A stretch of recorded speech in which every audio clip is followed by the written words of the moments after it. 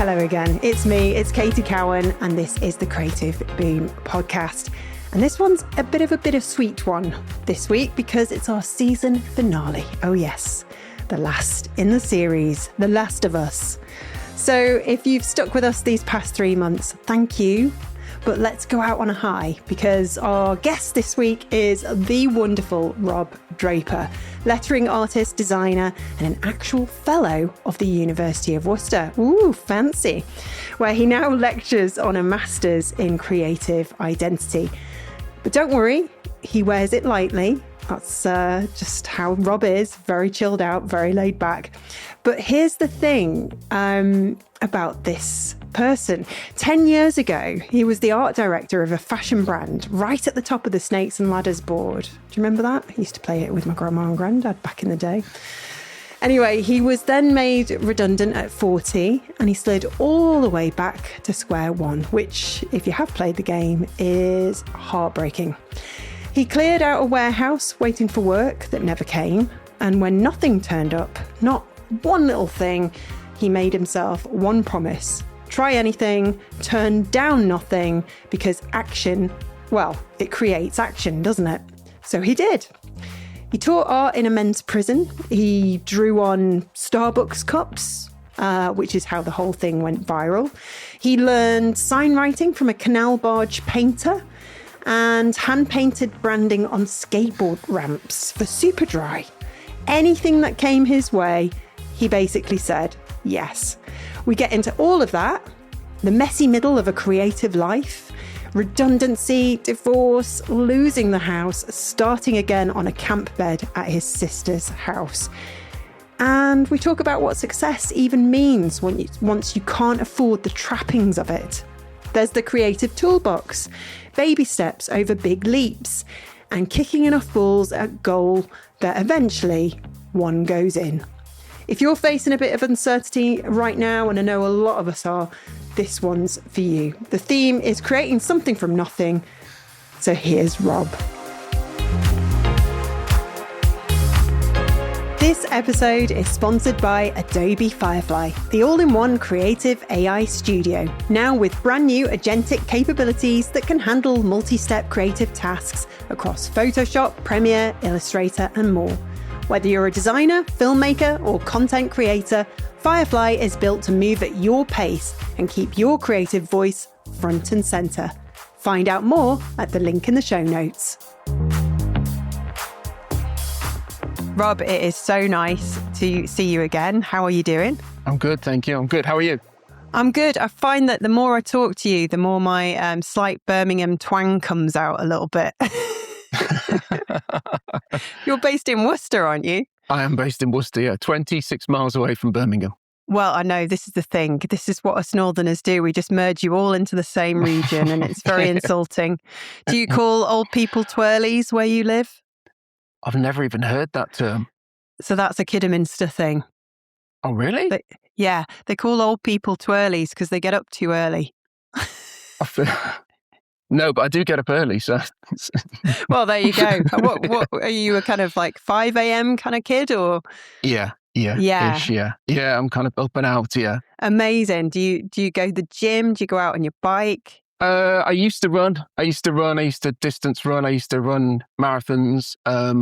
My knee would suggest to me that I don't run marathons anymore. So I swim now. I swim, yeah. Oh, okay. Nice. Have you got a nice swimming baths there? Is it like an outdoor Lido or something like that? No. None of that. Just, no, sadly, no. Just a normal swimming pool, yeah. Nice. Okay. I was conjuring up all these sort of like, nice images in my head.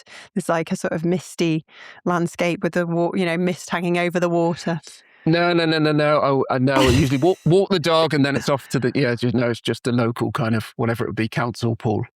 Yeah, sounds great anyway. I like Worcester. I've always loved that part of the world. People are great, obviously. Of course. Did you grow up there? I did, yeah. So why did you never leave? Because a lot of people, well, did you leave? Sorry, apologies. I sort of had a stint after I left university of being down in London. I was a magazine designer for a while in London. And from there, I kind of came back to Worcester. We started a business in Worcester. So we had an agency here. And it's just suited me ever since. My family was here, my life, house, dog, etc. So wife previously. And so it just suited me to be here. And then obviously over time, you don't really need to be anywhere anymore for work. You can travel and obviously do things online. So it's just suited me to be here. Yeah, I mean, I bet you felt a bit smug when everybody was moving out of London during the pandemic. You thought, well, I did that a long time ago. Told you. It's better. Promise. Absolutely. Did you go through that phase that people go through when they're in London? Like, oh, I can never leave here. Like everybody, everywhere else is never going to be as good. Or was that never a case with you? No, because I was never there for. I would go down for the work and then come away again. So it never really was a thing. Never really was a thing. And it was only because of kind of the work I was doing. So I'd never really formed a proper life down there. No, well, that's good to know. I'm always curious about why people move around and why they leave, why they go. And the reason why we're chatting with you today is because there's a lot of stuff going on in the industry at the moment. People are sadly being made redundant. Agencies are shrinking in some fields, and things are changing because of AI and various other outside influences, the economy, all the stuff. And not to sort of make everybody depressed, I'm reeling out a load of list here, but it's the reality. There'll be people listening to this thinking of going freelance, and they've been forced into going freelance because there's no jobs available where they are. But you know only too well about creating something from nothing, don't you? Yeah, and I was kind of weirdly, because what started my journey in this was I was made redundant. It's really funny because it felt like the worst thing ever at the time. It felt like a terrible, terrible thing. I felt like I'd and it's something I speak about, where I felt like I'd spent my life going up a bit, down a bit on like a snakes and ladders board. And then I got right to the top where I was like, I found this perfect job. I was an art director of a fashion brand. And then I was on the snake and I went all the way back to the start. And I was completely devastated. But however, it turned into being probably one of the best things that's ever happened to me. So yeah, it was a really, really difficult time. So I know what those feelings are like when you sort of like, you feel like you've had the rug pulled out from under you, and creatively, obviously, it's the lack of opportunity in this area was a nightmare for me at the time. And it's changed so much, hasn't it? I mean, when was that? What year? So I can sort of reference. So that was probably about 10 years ago now. Yeah, probably just about 10 years ago.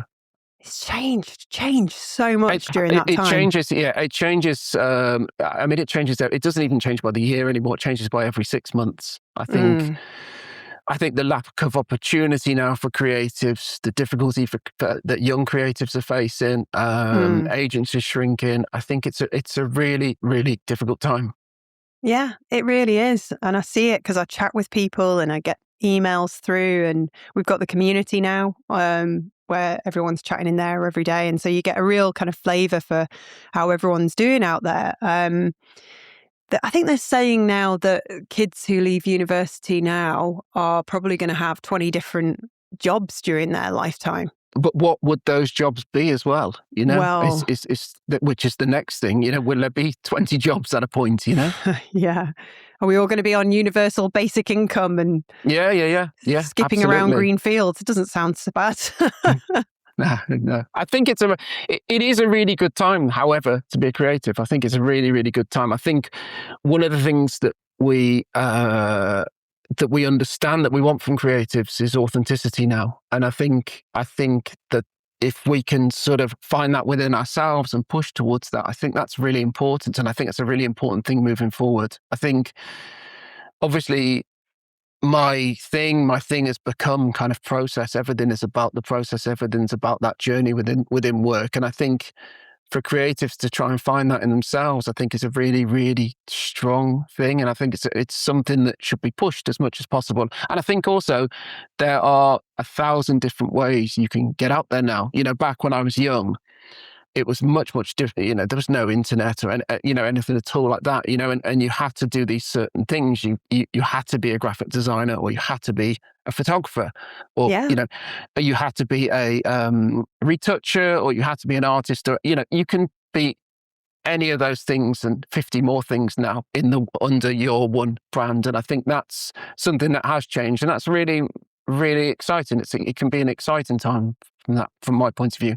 Yeah, you're right. And you think about all the jobs that are no longer now compared to back then. There's a lot of doom and gloom, but I'm seeing sort of glimmers of hope with more people coming out and saying, well, actually, it's not going to be the catastrophe that everybody makes out it to be. If anything, the thing that distinguishes us from AI and technology is us, human craft. And I think the value of what we do is now so much higher.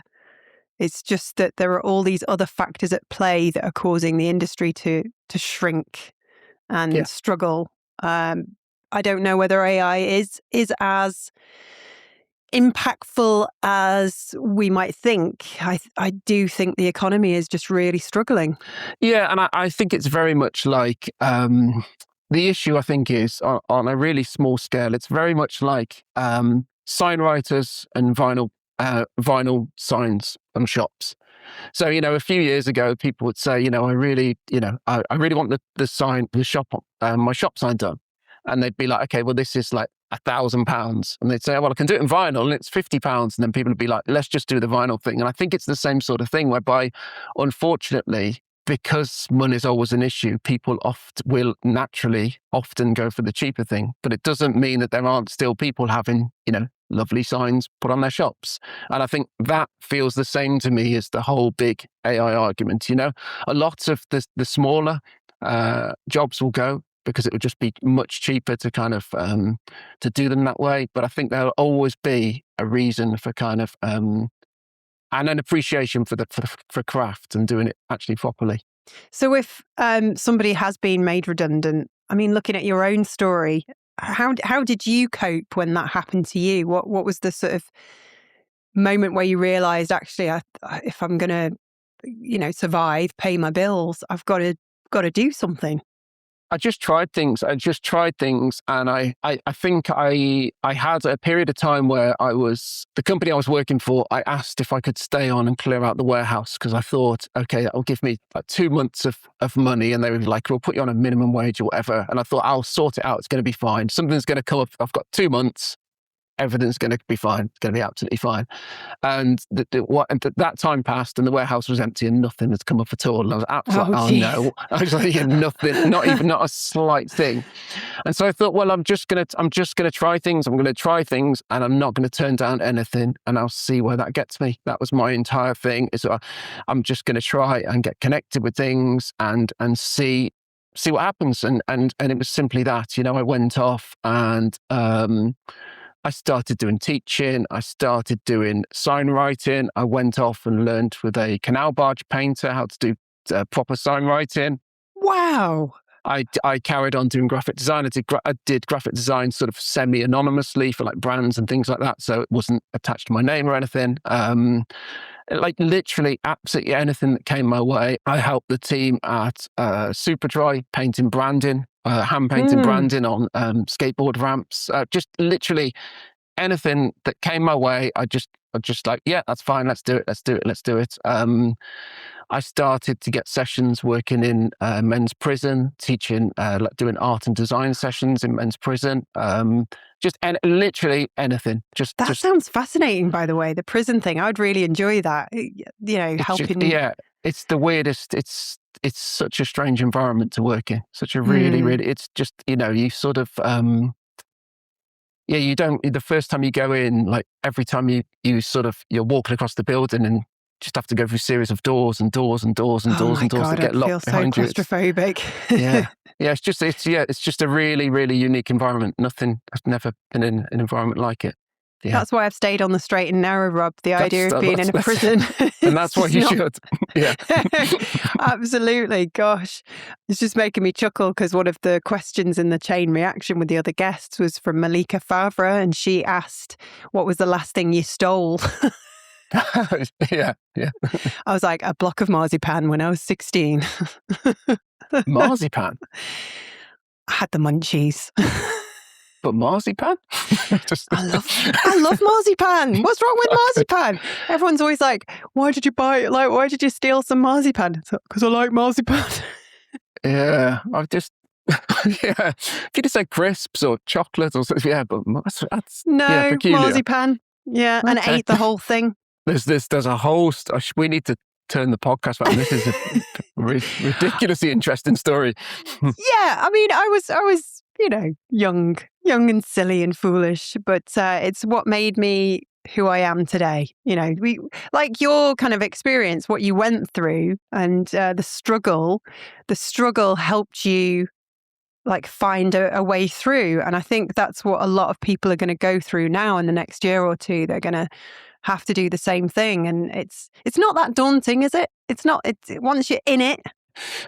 Well, I think it can be when you're in it. Sometimes you just need to come up for air. But at the same point in time, the struggle is the thing, isn't it? You have to.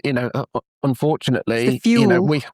we have to kind of accept that there will be that kind of chaos along the way, and you sort of have to just get through it and see what you're like on the other side of that. So yeah, it's a tricky one. I always liken it to this sort of bridge which had like you see-through platform in the Alps, in the Swiss Alps, and for me that was what my whole journey has been. It's like, just keep looking ahead, don't look down, just keep looking ahead, one step in front of the other, keep going, don't think about what's behind you, don't think about what's in front of you, just right now, just keep going.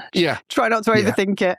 100%. And I'm a true believer of that. Always baby steps, always baby steps. Just keep going forwards, just as much as or as little as you can, but just keep trying to kind of move forward and keep learning. Yeah, absolutely. When was the moment when you kind of thought, okay, I'm not struggling anymore, this is good? Or has that never come? Well, no, there's a really funny answer, because there was there's two answers to that. The first one is exactly as you said. I still feel like I go through that creative tension in myself anyway, in my work, and I've learned to accept that, and I've learned to accept that that's probably how I am, and that's how I'll be. And actually, sometimes I can find the best outcomes for my work from being in that space. So that's one of those difficult truths that I have to just to completely accept. But the irony is, so again, talking about my story without going into things I've spoken about before, but when I suddenly, it felt like that struggle was over, I then went through a divorce, and all of a sudden I lost my house, and blah blah blah blah blah blah blah, and then it was like it was kind of like this is that struggle again, So it was just when I'd lost my job, when all of a sudden I was like, okay, things are cool, that things went like really really back to square one for me. Wow. I think that's the moment, personally, I think when we grow up, when we really do become an adult, when we realise that life isn't this kind of trajectory upwards towards an ultimate goal of happiness. It's going to be up and it's going to be down, and there's going to be things that fly in from nowhere. And it's those sort of things that help build resilience and teach you the biggest lessons in life, and help you just survive, really. 100%, and I think we've become fooled by spending our lives looking through the lens of social media at perfection, and thinking that's how it is. And as you say, it's this really kind of linear trail of like up a bit, up a bit, up a bit, up a bit, up a bit, all the way to the end, and you get this kind of life trophy. And it's kind of, it doesn't work like that, or it doesn't work like that for a lot of the people that I seem to have spoken to anyway. And it's about, when it doesn't look like that, what do you then do? And how do you then do? And how do you then stay creative? And how do you then kind of find a way out of it? There's a lot of pressure on us creatives to be successful, inverted commas. And I've been talking about this personally with friends, like, what is success? I've got a couple of friends who are thinking about moving to Portugal and getting an EU passport, becoming citizens. I've got a friend who's thinking of going to Italy, similar vibe.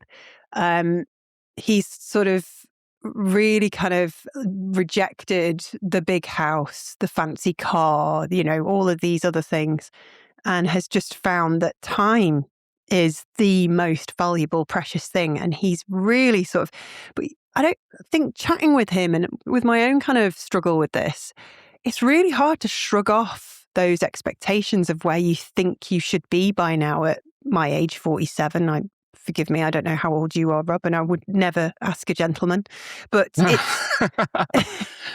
But you're absolutely right. You're completely right. The sort of the idea of where we think we should be, and I think when I went through my thing, and I can remember it really, really well. It's like I had friends at the time who were like, because they were. So I'm just over 50 now, and I had friends at the time who were Congratulations, you made it. I did, thank you. I had friends who were like buying sports cars, or friends who were buying like a little cottage in Devon or whatever, blah, blah, blah, blah.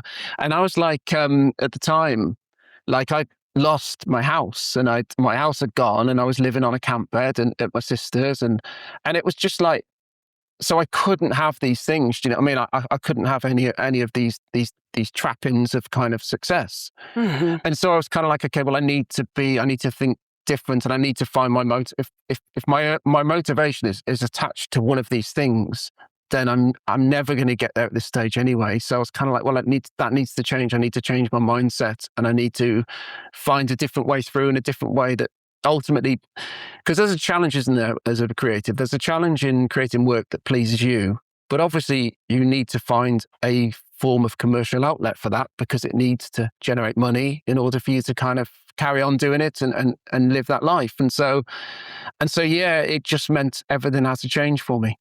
Mm-hmm.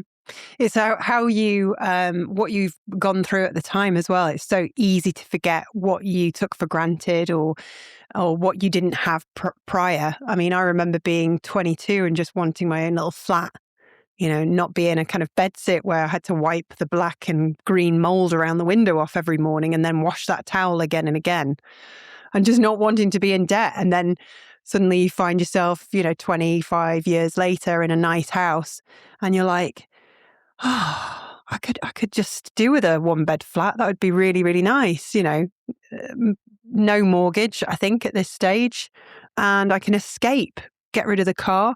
I mean, is it no wonder that those YouTube channels where people have like basically ditched the kind of conventional path and maybe bought a canal barge or a van, and they've gone off under this thing, they get millions of views. We can't be the only people who go through this. No.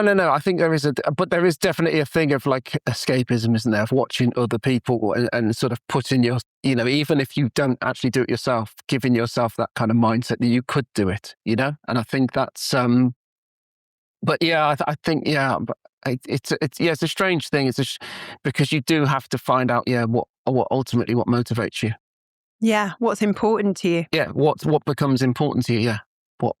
And what feels authentic, I think, as well. Definitely. And I think if we go down the path of, the house has to get bigger and bigger and on a nicer and nicer street, and we've got to buy these things and go on these amazing holidays, that can sort of tip the balance, and it can mean that your creativity suffers because you have to sort of take on jobs that you would otherwise have said, no, thanks. Yeah. And I've been almost at a point, I think I've been quite fortunate with that, because I didn't have those trappings of wealth. I didn't have it suffocating me that I had to take things I didn't want to take. I think sometimes if you've developed a lifestyle that commands a certain amount of money, then that is a real problem for you, because if you're not, what do you do to get that money? And I think sometimes as creatives, in the creative industry anyways, it's like an absolute roller coaster. By starting again small as I did, it meant that I could be kind of, I could spend time, because I think the thing is with my work, a lot of the work I get is by clients seeing my personal work, my personal projects. And so I need to generate myself the time and the space to create those things, because I understand that they are the thing that will generally get me commercial work. Yeah, absolutely. Sounds like you've got a good balance. I think it's easy to fall into that trap though of like, I must have more, I must do more, I must be seen to be more successful. And it's an interesting one that I'm mulling over myself at the moment. I just think with everything that's changing, I think probably now is not the right time for anyone out there thinking, oh, I'm going to like take that risk and get a bigger mortgage, or I'm going to sort of spend a fortune on the house. I'm like, oh, do you really want to right now? Because it could all change tomorrow, Anyway. I completely agree with that. And I think that also as well, where does that end ultimately? Do you know what I mean? Mm-hmm. You'll get the next thing, and then will you want more space, or will you want a better car and a better, and it just carries on from there. And if you sort of try to put your contentment in that, I don't think you'll ultimately ever be happy. No, exactly. Chasing a rainbow that you'll never get, you'll never catch. Yeah. So have you had the midlife crisis yet? No, I don't know. Have I? Does it even exist, or is it just a kind of a horrible thing that they, land on us midlife kids who might be going through, some shifts. I mean, in my case, a back injury, and in your case, a change of career, a change of life, I guess. Yeah, no, I didn't. I've never really thought of it as a midlife crisis as such. Have you bought a mini beanie yet? One of those ones that doesn't even sort of cover your ears? No, definitely not. No, definitely not. I think because it was a continual crisis rather than a midlife one, if that makes sense, So I think because I've always been in that, I didn't notice that it was a particularly age-related thing. But no. I know it's so bad. We get so much. Like I was chatting with somebody. I think it was the previous season. Who was it? Was it Joy? Can't remember now. And we were talking about how we get called boomers now and again. And I'm not even a boomer, and there's this ageism problem. It's like, hang on a minute, in my head, I'm 22, Yeah, I mean, I work a lot with students now, and it's kind of, you realise that like, I'm literally double their age. Do you know what I mean? Old. And more. Yeah, yeah, I know. It's mad. Yeah. Do you remember being 22 and seeing people our age and just thinking they were ancient? I remember it really well. Yeah, I remember it really. I have really fond memories of that time, and I can kind of this age just would seem crazy. I know. Well, if I'm having a midlife crisis, Rob, it's with my new wardrobe, and I'm hoping that the fancy new threads are sort of helping me. Well, I don't think I was ever cool, but maybe be cool for a little while, and then when I'm a really old woman, I'll go all punk and just be really kind of, unexpected. I hope so. Anyway, I hope I last that long. Have you got a particular window penciled in for that, or is that like 2042 maybe? 2042. 22. So, 20. okay. I'm not very good with that. So I'm just plucking a year. I mean, that's a long time. You're leaving it late. I'm leaving it very late. You're leaving it very late, yeah. But, there's a really lovely story. I was with my mum the other day. She popped round with my dad for a cup of tea, which was lovely. And she wanted to see my new jacket. So she came upstairs and she was like saying, oh, I really like that. That's really me. I mean, and she said, what did she say? It was something like, oh, I wouldn't wear that. That's what old women wear. And I stopped and I looked at her and I went, Mother, you're 73? And she went, well, I mean, I am, I suppose, age-wise, but not in my head. I'm like, I know what you mean. But she just burst out laughing.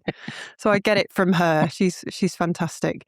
Yeah, it's a funny old age. But there have been so many people who've reached out to me over the years who get to this sort of era. And it's like, I suppose people call it the messy middle, don't they? It's when you've done pretty well. You've probably at this stage got a pretty big mortgage, most likely children, and lots of responsibilities and lots of responsibilities in your profession as well. And it don't they say like your 40s are the most miserable decade? So you're all right. You've survived. I've survived. Yeah, it was fine. It was fine. And I'm kind of, I sort of found a peace with it, really. I think what happened, I sort of, because I was having a kind of very personal kind of stuff going on in my job and my life and everything in my house, I think I sort of forgot all about that stuff about kind of what globally we're meant to be doing in that age. And I just sort of got on with it. And I think actually what's happened is the opportunities it's afforded me through that period I'm very grateful for, and I'm really, really pleased that they happened. So I've made my peace with that almost. I enjoy the work I do. I enjoy the path that I'm on, and I enjoy the experimentation, and I love being able to try these different things that I do. So I'm kind of okay with that now. Maybe that would be different, yeah. If I can imagine if I had some of those things you mentioned just then, gigantic house and kind of, all that sort of stuff going on. But that sort of went a different direction for me. So I'm all right with that. Yeah. It's probably true success, right? I've no idea. I had no idea because that feels not an arrogance. You haven't got all the answers. None of us have. I absolutely haven't got all the answers, but I think there's a contentment to that. There's a contentment that actually, the thing that I'm trying to build, I'm enjoying trying to build that, Mm-hmm. and that doesn't feel like necessarily success, because that doesn't feel like I'm at that destination. But what it does mean is that I'm enjoying the path that I'm on. That's brilliant. And it's gone very well for you. And putting the graft in and figuring out, trying anything has led you to finding where you are in this space and gaining brilliant clients and doing great work. It's worked out really well for you. But us creatives are always there's always something niggling us. There's always something at the back of our minds where we're thinking, right, I should try that next, or I should figure out how to approach that. Is there anything currently that's on your mind that you're sort of chewing over? There's always 1,000 things. Yeah, there's always there's always 1,000 things I'd like to do, and I'd like to try, and I'd like to experiment with. And that just changes. What'll happen is I'm a big fan of creatives almost trying different things and thinking about it like a toolbox and just putting tools in there constantly. And no matter what those tools are, and no matter not knowing whether you'll need them or not at this point, but having them in there. So at some point, when you need to put some creative shelves up, you'll have a spirit level. Do you see what I mean? It's that kind of thing. So I love kind of just trying to expand things and just trying to try different things and just seeing, it was when I got taught to do the sign painting thing, I got shown how to use gold leaf. And it was like a couple of years. It was a couple of years till I brought gold leaf into my work after. And I sort of ultimately didn't use it for anything for a couple of years, but it was kind of in the back of my mind, okay, that could be used. And I understand that now, and I know how that works. And then I was like, okay, I'll integrate that into my work. And it's been a bit like that, where I pick up things along the way. I try different things along the way, and I just stick them in that toolbox. And then at a point, I just sort of bring them back out and just see where it takes me. Adobe Firefly is sponsoring today's episode, and I want to share something that really stuck with me from the research they've just released. They surveyed creators about agentic AI, the kind that can actually execute multi-step tasks on your behalf. And 85% said the final creative decision should always stay with them, not with the AI, with them. And when asked what they do with the time agentic AI frees up, the most common answer wasn't relax. It was to go deeper into the creative work that actually matters. That's exactly the philosophy behind Adobe Firefly. It's been completely redesigned, with agentic features now in beta across Creative Cloud, Photoshop, Premiere, Illustrator, and more. It's built to take the repetitive stuff off your plate so you can focus on the thinking, the taste, the ideas that only you can bring.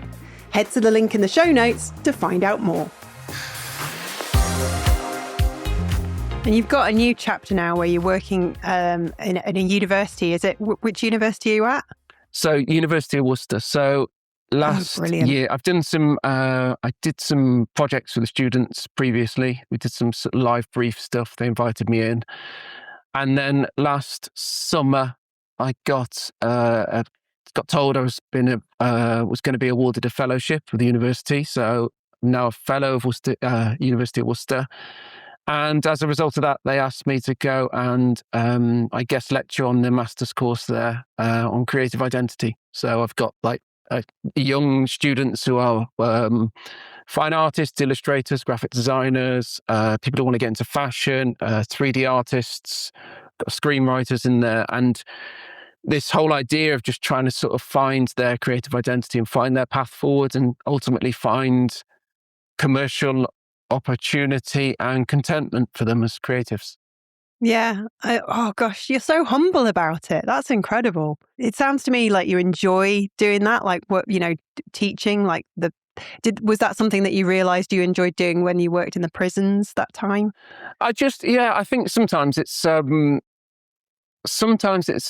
suppose there's sometimes it's easier to try and solve other people's creative problems than it is your own. You can be kind of outside of that, and it's a nice distraction. It's an incredible distraction. But when I was a student, I loved being a student. I really, really enjoyed being a student. I did a degree in visual communication. And before that, I did graphic design. Before that, I did an art and design course. I was like a student for far too long back in the day. I was like almost trying to keep the real world away from me. And and I loved that time. And it really, it gave me sort of fuel that I still use today. Some of those things that happened in those early student years, I still lean into today. And so I really, really enjoyed it. And then when I was doing the live briefs, I met a couple of students from that university, and they were just really cool. And I spent a lot of time with them, and I was like, I'm enjoying trying to kind of help them in whatever way, shape, or form I can. And so it's just really, really interesting finding out about their direction and what they ultimately want from it, and then trying to kind of help them put in steps to try and get them there.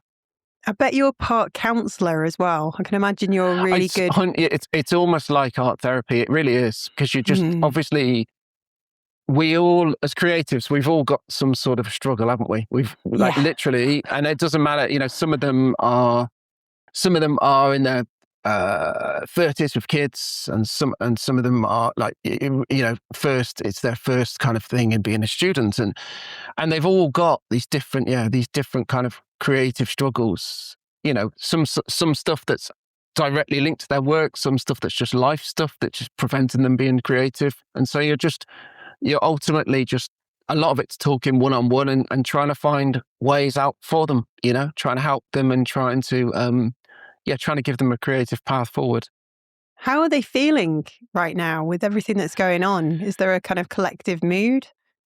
I wouldn't say a collective. I think there's apprehension, but I think there will be apprehension as a creative anyway, if that makes sense. I think when you're getting to the end of a course that you've spent a lot of money on and a lot of time on, and you've invested a lot of your kind of your soul and your being into that, there's a huge amount of apprehension about what the real world looks like. And I don't know whether that's amplified because of the state of the world at the moment, or whether that's just because they're about to go out into the real world. So there is a lot of apprehension there, but whether that's kind of driven by global stuff or AI or whatever, or whether that's just literally, oh my God, how am I going to get a role as a graphic designer or an illustrator, or how am I going to sell prints, or how am I going to sell canvases? All those things are kind of there. I think we've always known that choosing this path is going to be not quite as straightforward as, say, a completely different career. 100%, yeah, 100%. I see one of, God, I hope they don't listen to this podcast, but I see one of my friends, and he's amazing. He's brilliant at his job, but he hates it. He gets paid very, very well, and they have got a lot of wealth, but he hates what he does. And I just cannot fathom choosing that path. I'd much rather have the struggle and be poor. I have a lot of friends exactly in that sort of situation where it's almost like it's like a golden handcuff thing, isn't it, ultimately? And I think what happens is generally the trappings of their life demands that they can't walk away from that because they're doing so well, and it would be crazy to walk away from it.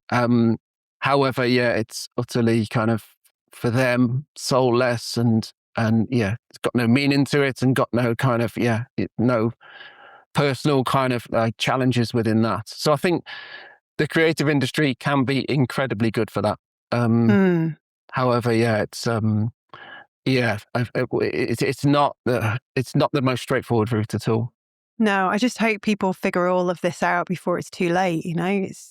Some people, I think I'm forgive me, I'm not being judgmental for other people's life choices, but I walk around my new build housing estate here, and some of the smaller properties that aren't worth as much have the most expensive cars on them. And I'm like, what's that all about? I mean, they might have company cars, but I've just never understood the I suppose it's the status, isn't it? And wanting to be seen to be doing well. I mean, you've never bought a design handbag, have you, Rob? we all go through these little moments. I don't think I have. No, I don't think I have. I'll have to think back, but no, I haven't bought a designer handbag. No. I fell for it. Back in the 2000s, I got myself a Mulberry Alexa. It's still there somewhere in the wardrobe. And I keep it as a sort of reminder that it's very easy to fall into those, trappings, as you call them. I'm now very happy to carry around a free canvas bag that I got from some kind of creative event. Yeah. Yeah. I'm like, I'm a creative. This is how I define myself. Have you not made Creative Boom tote bags? No. That feels like that's an opportunity there. Maybe, surely. Yeah. Yeah, I've got stickers. No, that's not. You can't carry shopping in a sticker. I do. I haven't put them anywhere yet, but I bought these stickers because a friend of mine said to me, you could just sticker bomb them everywhere, like the little eyes. I'm like, but it's illegal. And they're like, no one will. Yeah, but what if they find out it's me? And they're like, no one will find out. It's fine. It's grey area. Just in case the law is listening to me, I don't want to go to prison. I haven't stuck any stickers anywhere. And if you did find the Creative Boom eyes anywhere, that wasn't me. I feel like it's like, it wasn't me. That terrible Shaggy song. That terrible song. Awful song. So sort of, was it the 90s? Very reflective of the times. Well, this is the first time I've thought about it. So, it's probably the mid-90s, I guess. Yeah. Even though it's tragic, if I get the opportunity to say it wasn't me, I'll always go, it wasn't me. Yeah. That's yeah. We're very different. I tell you what, I was thinking the other day, or was it this morning? I'm going to be professional today on the podcast. I'm going to be really professional. There's going to be no personality, no silliness. I just can't help myself. No, I think that's what people want. People want that more. They do. They absolutely want personality. I just don't have an off button. And I think the nice thing about getting older is that you can totally now understand why old people just say it how it is. Older people, rather. I'm not saying like that, just come out with loads of awful, terrible things. It's just they speak their mind because they just genuinely stop caring. So my older cousin Kathleen, whenever she sees me, she always says, you need to sort your mustache out. Harsh. But she doesn't care because she's older. And she's just gone through, the menopause and crap and divorce and yeah. No, I think with the likes of you, I think ultimately if it comes from a good place, and if it comes from a foundation of pushing people to be more creative or connecting more, or reaching out more, and everything, I think people want that. People want that. Yeah, so I wouldn't worry too much about that. Yeah, I don't. I just try and create I try and create stuff that I think is fun. Like, I think you've probably gone on this journey yourself when you were like trying to figure out what you wanted to do with your creativity. It has to feel natural to you. It has to feel right. And for me, being like this feels like the right way to go. I think we are very serious about our careers, but I feel like Creative Boom's defining feature is that it's a bit warm and a bit. How did somebody say? Tom from Canva, he's the creative director. He called it down to earth. Yeah, he was taking the mickey. We were having a nice chat. Said, "Yeah, I like that, down to earth. Yeah, silly and." Well, I think if you devise some sort of, like, it's almost like a club, isn't it? It's almost a club, and as you say, you've got people who are kind of sharing the good stuff, but probably it's more likely that people are sharing the bad stuff or the challenging stuff, and then people are trying to help each other and everything. And I think if you can foster that and develop that, then I think that's got to be a good thing. It has to be. trying to give a voice to people who kind of like have got no idea where they're going. It's a really good thing, I think. And I think that's something we share in common, because it feels like you're getting that kind of rich job satisfaction out of helping other people to find their path, which is, it's not easy at all. I feel like I'm still figuring out where I'm heading next, but there's joy in that as well. So joy in the struggle, I guess. Yeah, and I think a lot of it is it isn't easy. However, it also sort of is, because I think some of it is just about understanding that it is it's kicking balls at a goal, isn't it? It's understanding that if you kick one ball at a goal, it might go in. It's unlikely it's going to go in. But if you just keep kicking balls, statistically, one of those balls will go in. And I think it's about that. It's about understanding that it's about just continually kicking, continually kicking. And as I say, not being like, not going and buying a speedboat when the ball goes in, and not going completely the other way when it doesn't go in. It's about just keep kicking and just keep and trying to enjoy kicking them as well is the other thing. Not get, enticed by the shiny new football boots that you don't need. Yeah. That kind of vibe. Love it. Yeah, absolutely.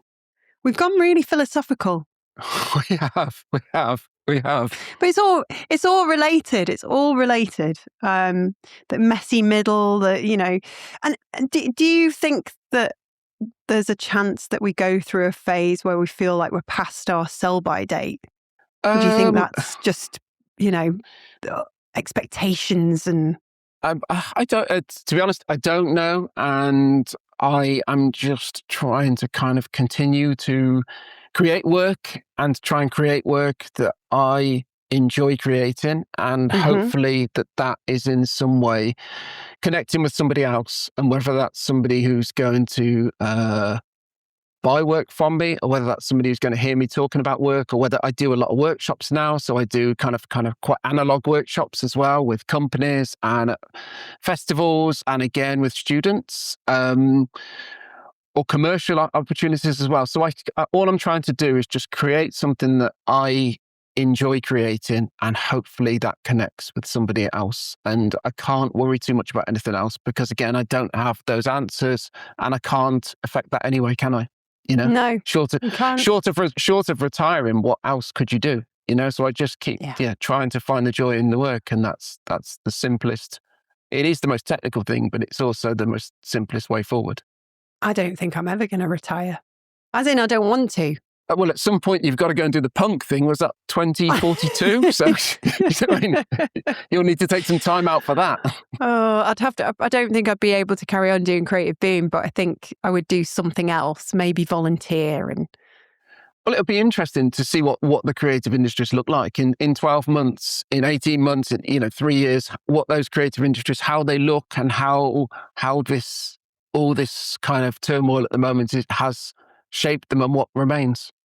Yeah, it's going to be a really interesting time. I fear a bit of a bumpy ride as well. But given that you and I have both been through our ups and downs, there's loads of lessons that I'm sure you can share for people out there who are just facing the beginning of a downward trajectory. Although I don't see them as, bits in the roller coaster that are necessarily, in hindsight, it's easier to say this, that are necessarily bad, because it's during those moments that we learn and thrive.